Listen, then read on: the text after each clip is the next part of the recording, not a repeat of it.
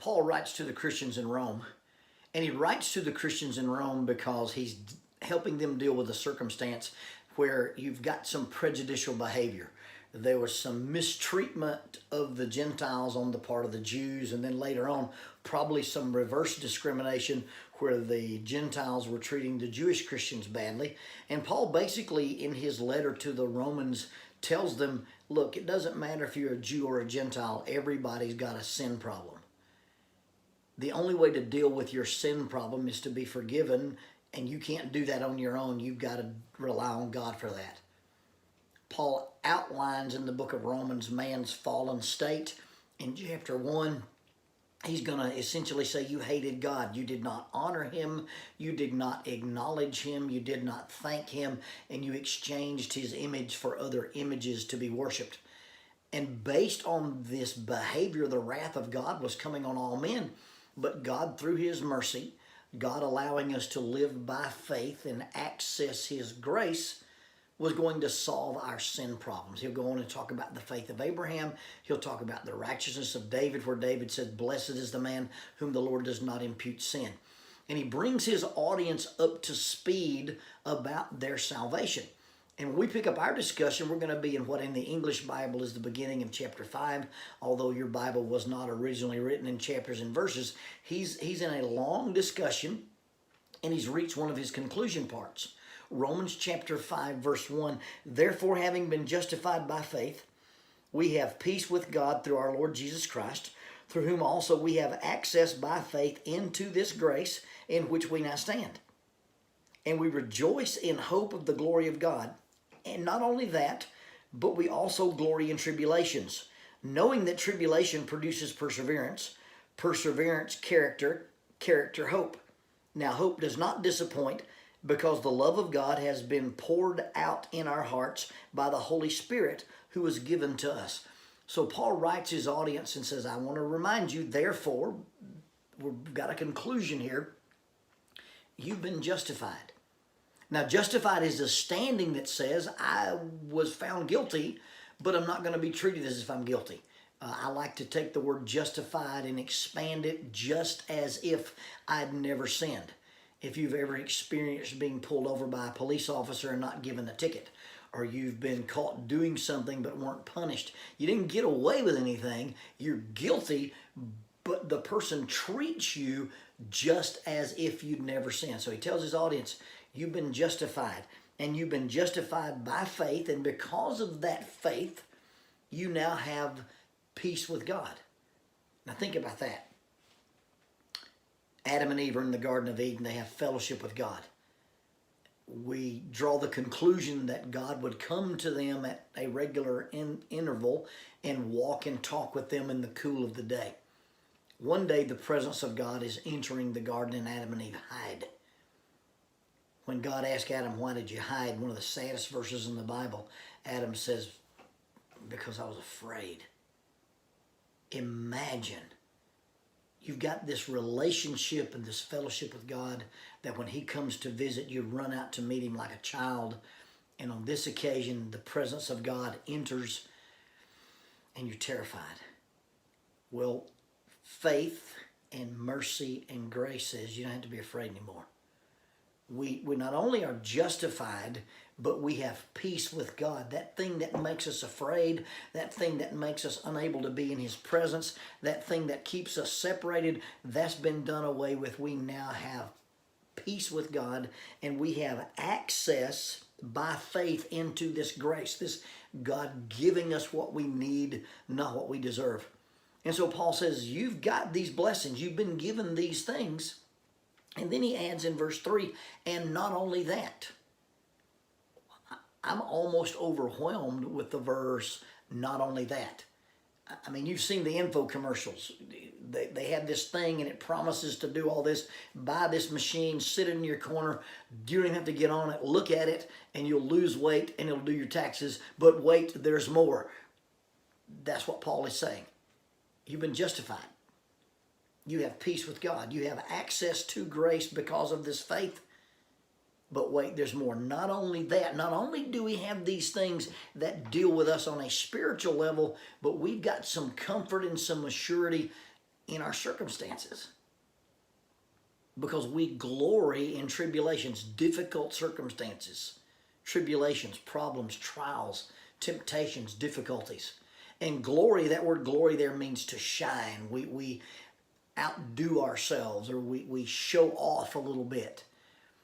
Not only do we have this resolution of our sinful condition, but now we're in a position that even when we experience tribulations, we actually glory, we actually shine. Now, what does he mean by that? Knowing that tribulation produces perseverance. Almost everything in the known universe reacts to stress by degrading. If you do so many factor 1 falls on a climbing rope, you've got to retire that rope. If you stress a winch cable or a high tension cable and you stress it with over pulling on it, at some point you've taxed it. If you take a vertical column and you load it horizontally, you'll stress that metal and it has to be retired. Everything in the known universe gets weaker under stress except you.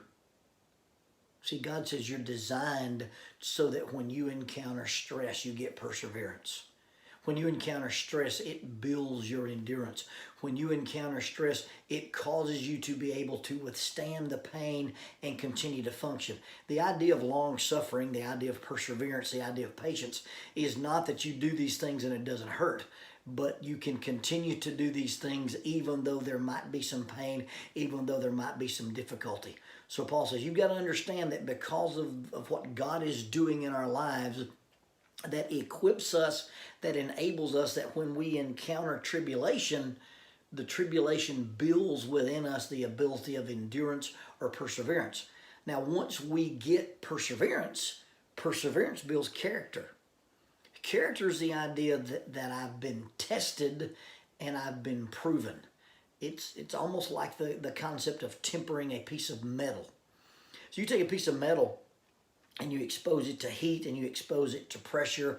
You heat it up and you beat it in a blacksmith shop with a hammer on top of an anvil, and you fold it and you beat it and you heat it, and then you submerge it in either an oil bath or water, and you temper that steel. Good tempered steel is neither too soft nor too hard. On the Rockwell hardness rating between about 58 and 62, anything above 62 is brittle and will break. Anything below 58 is too malleable and it flexes.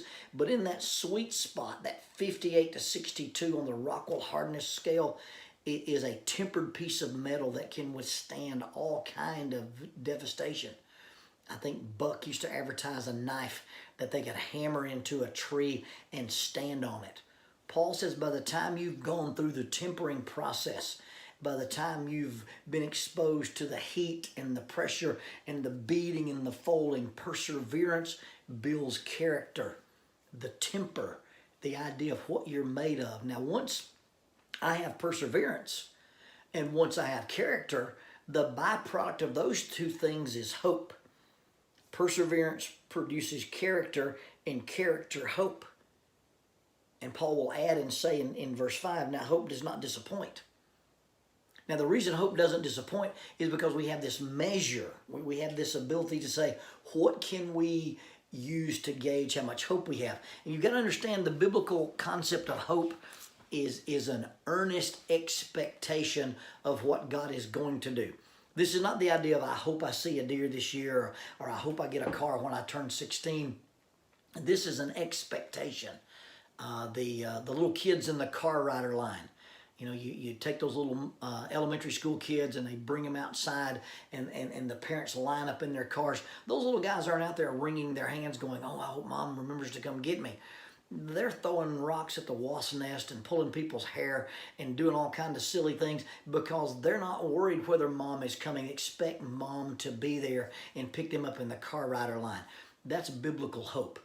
It's not the idea of if God is going to do something, but when God is going to do something and how big that is.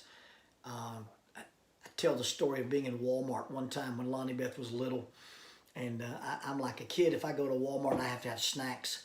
Our particular Walmart had a McDonald's inside it. I think now they have Subways, but in those days it was a McDonald's, and we were sitting in the little booth in the McDonald's and eating our Happy Meals and our French fries, and these guys came in and they were cowboys.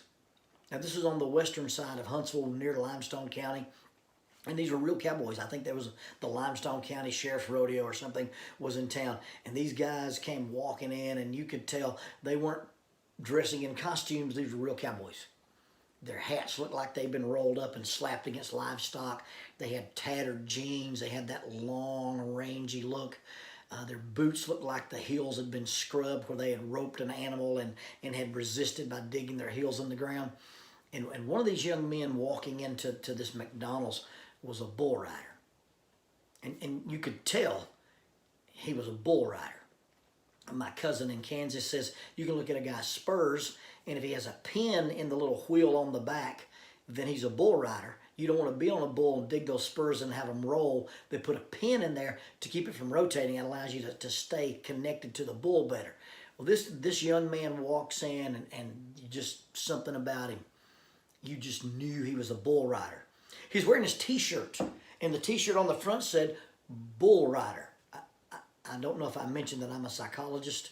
I'm a counselor, actually, but I know things about human nature. Well, this bull rider allowed me to figure out this kid was a bull rider. And on the back of his shirt, it said, not if, but when, and how bad. This young man understood his sport.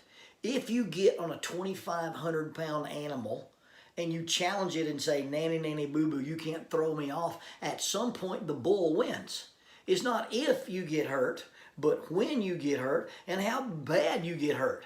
I was at a youth rally in Mississippi one time, and one of the guys sitting at the table at lunch was a rodeo guy, and he just casually said, well, the third time I broke my elbow, I don't have to break my elbow 3 times to know I'm in the wrong sport.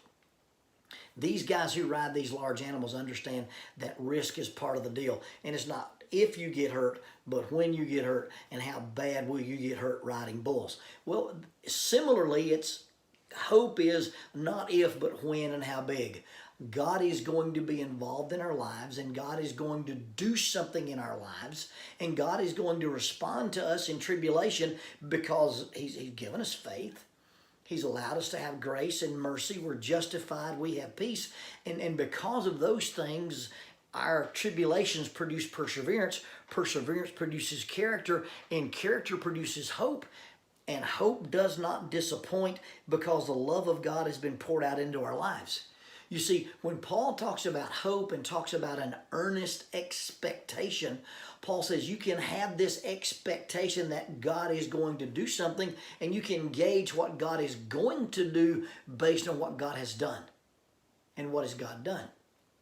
God poured out His love into our lives.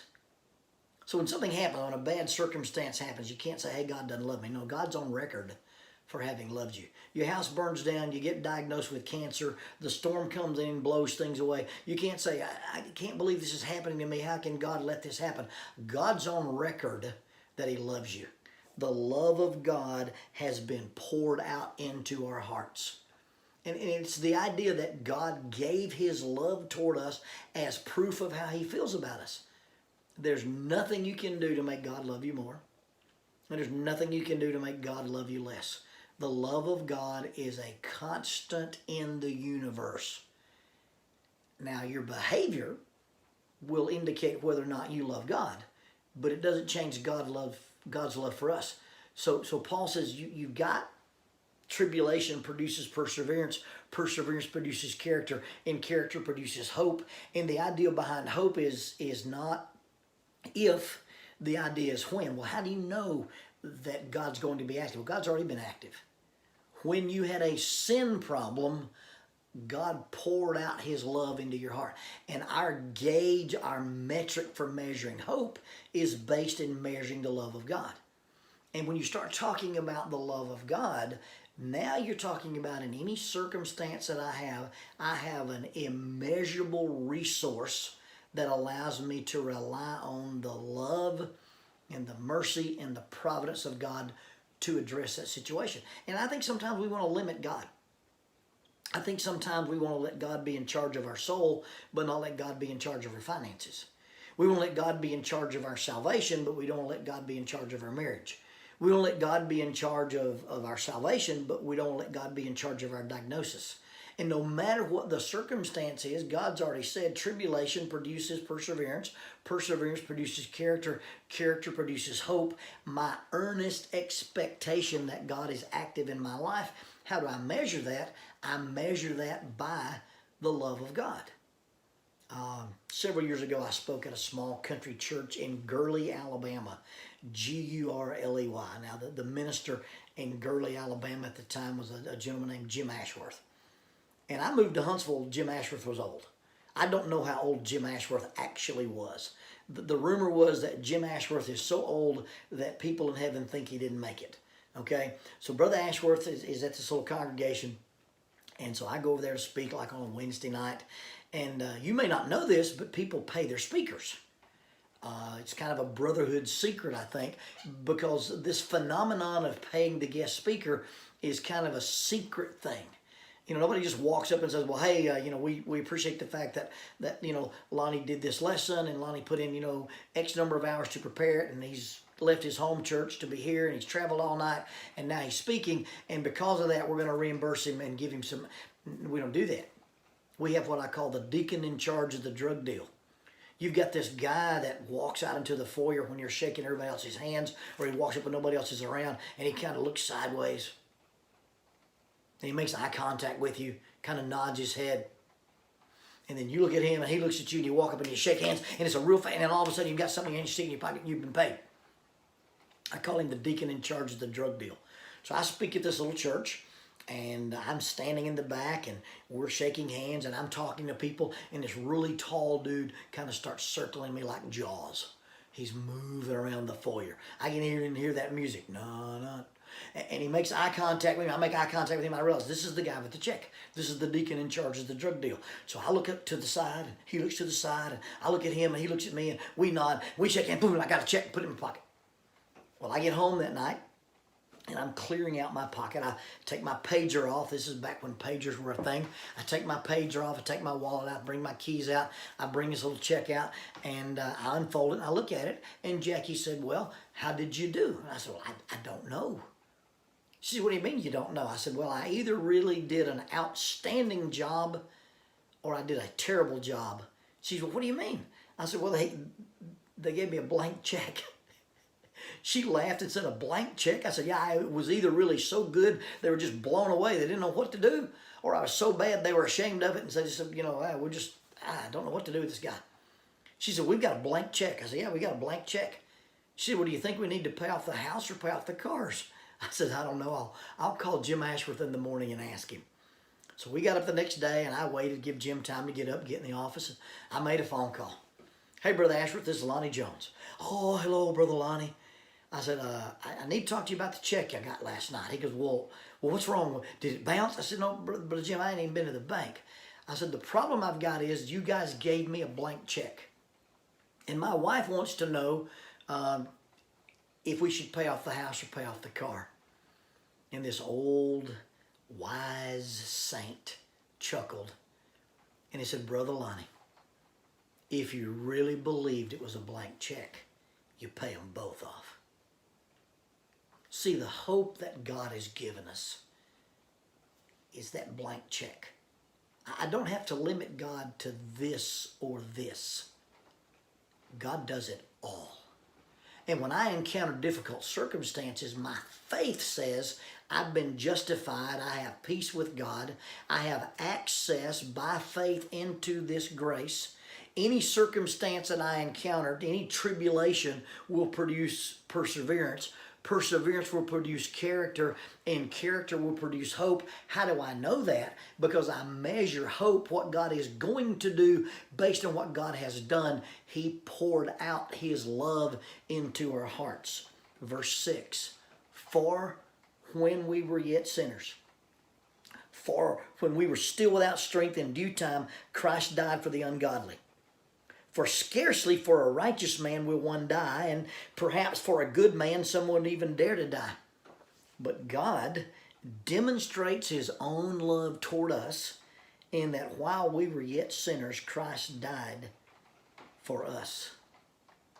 You see, what Paul promised his audience is that no matter what your circumstances are, you've got to look at what God has done for us.